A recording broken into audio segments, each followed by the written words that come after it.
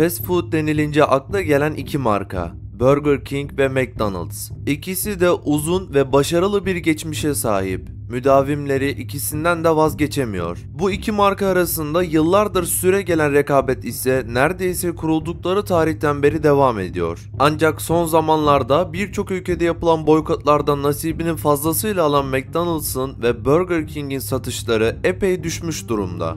Gelin hep birlikte bu fast food devi markalarının yükseliş hikayelerine ve Gazze'deki mazlumların üzerine bombalar yağdıran İsrail askerlerinin karnını nasıl doyurduklarına bakalım. İyi seyirler.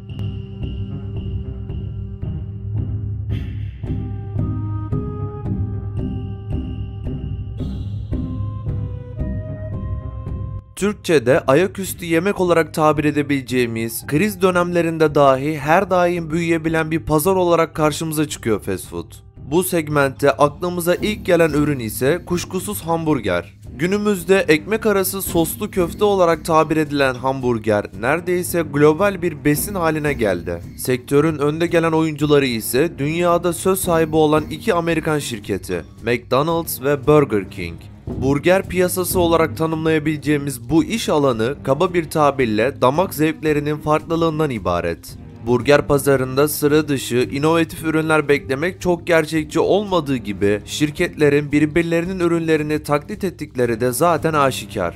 Örneğin McDonald's 1960'larda The Big Mac'i tanıttığında Burger King'in buna cevabı Whopper'la oldu. Aslında McDonald's, Burger King rekabetini Coca-Cola, Pepsi rekabetine benzetmek çok da yanlış olmaz. Ayrıca Coca-Cola ve Pepsi markalarını da mercek altına almamızı isterseniz yorumlarda belirtebilirsiniz. İki markayı karşılaştırmadan önce hikayelerini en baştan ele alalım. 1937'li yıllarda Kaliforniyalıların otomobilleri olan tutkularıyla başlayan araba servisin başlamasıyla McDonald's'ın hikayesi de başlıyor.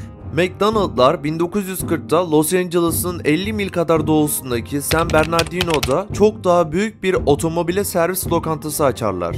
Dükkan görünüşüyle dikkat çekecek nitelikteydi ve 1940'ların ortalarında şehir gençlerinin bir numaralı uğrak yeri oldu. Hafta sonlarında akşam yemeği için park yerine sıralanan 125 arabaya 20 garson kız hizmet ediyor, yıllık satış $200.000 buluyordu.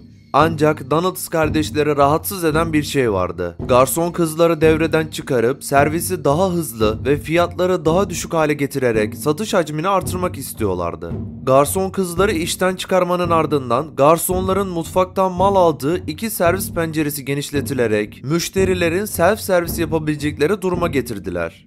Tabakların, çatal bıçakların yerini karton kutular, kağıt peçeteler ve kağıt bardaklar aldı. Böylece bulaşıkçı ve bulaşık sorunu ortadan kalkmış oldu. Hamburgerler küçültüldü. Ama bu arada fiyat da inanılmaz oranda düşürülerek 30 centten 15 sente indirildi. Garson kızlar olmayınca gençler de dükkana eskisi kadar uğramaz oldular.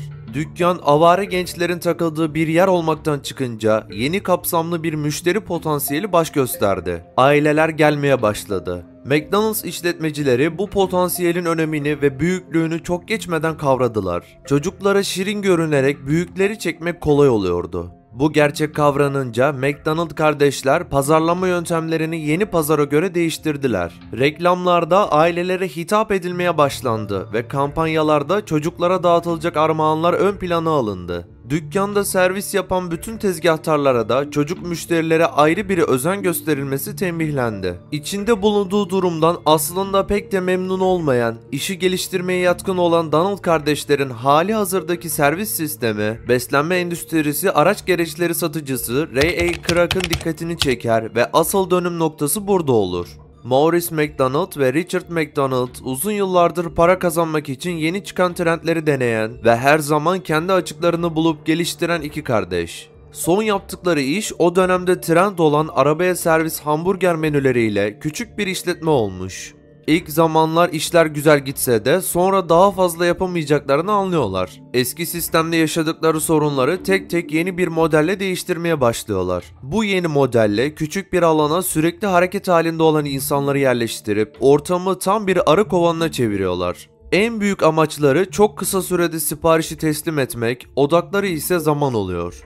O dönem için 30 saniye gibi bir süre insanlara inandırıcı bile gelmiyor. Organize şekilde çalışmaları, siparişlerde standardı hiç bozmamaları, az seçenekli menüleri ve ilk kez yaptıkları gel al modeliyle harika bir iş ortaya çıkarıyorlar. Bu özelliklerle işletilen ilk dükkan kardeşlerin denemelerine rağmen yayılmayı başaramıyor. Ray Kroc'un McDonald kardeşlerle tanışması ve bu hikayeye olan inancıyla çalışmalar başlıyor. Ray kardeşlerle anlaşma yaparak farklı bir McDonald's açıyor. Kardeşlerin hayali olan ve özel olarak tasarladıkları bir McDonald's var fakat yapmak için yeterli kaynakları olmuyor. Ray ise bu görüntünün dahice olduğunu düşünerek ortakları olarak kendisinin açtığı ilk McDonald's'ı bu şekilde inşa ediyor. Daha sonra çevresini kullanarak franchise mantığıyla kısa sürede bir sürü McDonald's açılıyor. Tam bu noktada sorunlar başlıyor ve Ray'in zengin çevresinin yatırım amaçlı para verdiği dükkanlar McDonald's standartlarının dışına çıkıyor. Hamburgerin içinde yer alan malzeme sayısı ve bu malzemelerin yerleştirilmesi orijinal McDonald's'tan çok farklı oluyor. Bu durumda eksikliği fark eden Ray, çalışmak için çabalayan aileleri işe alıyor ve McDonald's bir aile yeridir imajını zekice destekliyor. Sözleşmeye göre Ray'in yaptığı her yeniliği kardeşleri onaylatması gerekiyor. Bu durum ise Ray'in yavaşlamasına sebep oluyor. En büyük masrafları dondurmaları soğutmak ve dondurmalar o dönem sadece milkshake yapımında kullanılıyor. Çalışanlar o dönem piyasaya yeni sürülen milkshake tozlarını kullanmayı öneriyor. Bu milkshake tozu kısa sürede az masrafla aynı tadı yakalayabilmeyi vaat ediyor. Hızla yayılmak için bir sürü borca girmiş olan Ray de bu masraftan hemen kurtulmak istiyor. Sorunun çözümü ise o zamanlar yeni çıkan bir milkshake toz karışımı oluyor. Bu karışıma su koymanız ve karıştırmanız harika bir milkshake olmasına yetiyor bile. McDonald kardeşleri ise bu fikri direkt reddediyorlar. Onlara göre milkshake tozuyla yapılanlar sahte bir milkshake, gerçek tadı yansıtmıyor ve oldukça sağlıksız. Bu yüzden gelecek müşterilere bunları vermek kesinlikle kabul edilemez. Son büyük fikir ayrılığıyla beraber McDonald kardeşleriyle Ray'in arası gittikçe açılıyor. Sözleşme kardeşlerin üstünlüğünü savunsa da durum aslında tam tersine dönüşüyor. Duruma bakıldığında kardeşlerin elinde işlettikleri bir şube ve isim hakları, Ray'in elinde ise onlarca şube ve ona bağlı bir sürü çalışanları var. Hal böyle olunca Ray McDonald ismini de kendinin yarattığını iddia ediyor ve kardeşlerin Ray ile savaşacak paraları olmadığı için yenilgiyi kabul ediyorlar. Kardeşlerin büyümeye karşı olan korkuları onların sonlarını getiriyor ve McDonald's'ı Ray Kroc'a satmak zorunda kalıyorlar. Ray McDonald's'ı satın alırken kardeşlere aslında ellerinde buldukları sistemden daha değerli bir şey olduğunu söylüyor. O değer ise McDonald soyadının kendisi. Ray'e göre bu soyad Amerika'yı temsil eden yerel ve güven verici bir soyad. Ayrıca Ray'in işletmecilerini özenle ailelerden seçmesi hem sözlerini destekliyor hem de bu yol ile bütün Amerika'ya yayılmasını kolaylaştırıyor. Ray ve ekibinin önünde başka engel kalmayınca Amerika'ya yayılma hayalleri tüm dünyaya taşıyor ve inanılmaz bir başarı haline geliyor. Şube açtıkları her ülkede kuyruklar oluşturuyor ve heyecanla karşılanıyorlar. Gus Lubin'e göre 2012'de McDonald's her gün 68 milyon insana hizmet veriyor ve bu oran dünya nüfusunun %1'lik kısmını doyurduğu anlamına geliyor. McDonald's'ın sitesindeki 2020 verilerine göre 100'den fazla ülkede 38 binden fazla restorana sahipler. McDonald's gibi olmasa da Burger King'de çok aşamadan geçmiş bir zincir. Miami'li girişimciler James McLamore ve David Edgerton Burger King Corporation'ı 1954'te kurdular. 5 sene sonra Florida'da bulunan 5 Burger King şubesini ulusal bir zincire çevirmeye hazırdılar. McLamore ve Edgerton 1954'te basit bir konseptle başlamışlardı. Savaş sonrası tomurcuklanan çok çocuklu aileleri uygun fiyatlı, çabuk sunulan ateşte pişmiş burgerlere çekmek. Fikir benzersiz değildi. Tıpkı McDonald's'daki gibi araba içinde fast food sunan restoranlar 1950'lerin başından beri tüm Amerika'da yeşermekteydi. McLamore ve Edgerton Burger King restoranlarına farklı bir yön vermeye çalıştılar. Burger King yemek odası sunan ilk zincir oldu. 1957'de menüye soslu, peynirli, marullu, turşulu ve domatesli burger Whopper'ı damak tadı merakı olanlar için eklediler. Ama fiyatları uygun tutmaya devam ettiler. Bir hamburger 18 cent, bir Whopper da 37 centti. 1958'de giderek popüler olan bir medyadan yararlandılar. Televizyon. İlk Burger King televizyon reklamı Miami'nin VHF istasyonunda görüldü. Hey, look who's working at Burger King. My former magician. His tricks never worked. Magician, make me a Whopper. Make you a Whopper. Okay.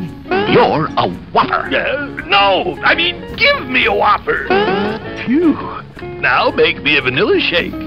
You're a vanilla shake. Hey, you made me a bag of French fries. Well, nobody's perfect. Burger King, where kids are king. 1959 olduğunda McLemore ve Edgerton, Florida'nın ötesine geçmeye hazırdılar ve bayilik sistemi konseptlerini daha geniş bir pazara taşımak için bayilik vermeye başladılar. Burger King'in Türkiye'ye ilk kez gelişi ise 7 Mart 1995 yılında Tab Gıda Sanayi Anonim Şirketi ile yapılan ortaklık ile sağlanıyor. Markanın ilk şubesi İstanbul Etiler'de açılıyor. İki dünya devi marka pazarda karşı karşıya gelince yıllar sürecek rekabette ilk sinyallerini vermeye başladı. 80'li yılların ortasında Türkiye pazarına giren McDonald's, kısa bir süre sonra yüksek kar marjıyla tavuk döner, Adana, Urfa ekseninde mevcut fast food pazarına yeni bir soluk getirdi. O dönemde Taksim'de açtığı restoranla McDonald's, çocukların ve gençlerin gözdesi olmuş, kapısına diktiği palyaçoyla bu yaş grubundakilerin oldukça ilgisini çekmiş.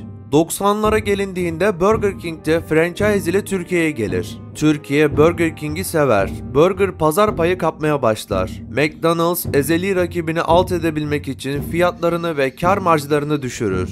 Bu dönem rekabetin Türkiye'deki başlangıç ayağıdır. 90'ların ortalarından itibaren Türkiye'de Burger King ve McDonald's fırtınası eser. Aynı rekabet Burger King'in Pepsi, McDonald's'ın Coca-Cola tercihi gibi birçok yan rekabetin odak noktası haline gelir. Bu dönem iki markanın yan yana, karşı karşıya dükkanlarını sıkça görürüz. Ancak McDonald's bayi sayısı açısından üstünlük sahibi olmuş, daha fazla tüketiciye ulaşmış, daha fazla reklam yapmış ve daha fazla pazar payına ulaşmıştır. Daha sonraki dönemlerde McDonald's, Burger King gibi bir rakibi pazarda istemez ve zararı göze alıp fiyat rekabetiyle Burger King'i Türkiye'de piyasadan silmek için uğraşır. Bu dönem promosyonların abartıldığı, okul dönüşü kitlelerin üçer beşer tavuk burger yemek için McDonald's'a akın ettiği bir dönem olsa da hali hazırda düşük kar marjıyla çalışan McDonald's, bayi başına masrafları karşılayamamaya başlar. Bu stratejinin sonuçlarını seri biçimde kapanmaya başlayan McDonald's restoranlarından görürüz. Burger King ise bu durumdan zarar görmek yerine güçlenerek çıkar. İlerleyen zamanlarda Burger King pazarlama konusunda atağa geçerek çok başarılı olur. Fakat McDonald's global anlamda Burger King'e büyük bir üstünlük sağlamış durumda.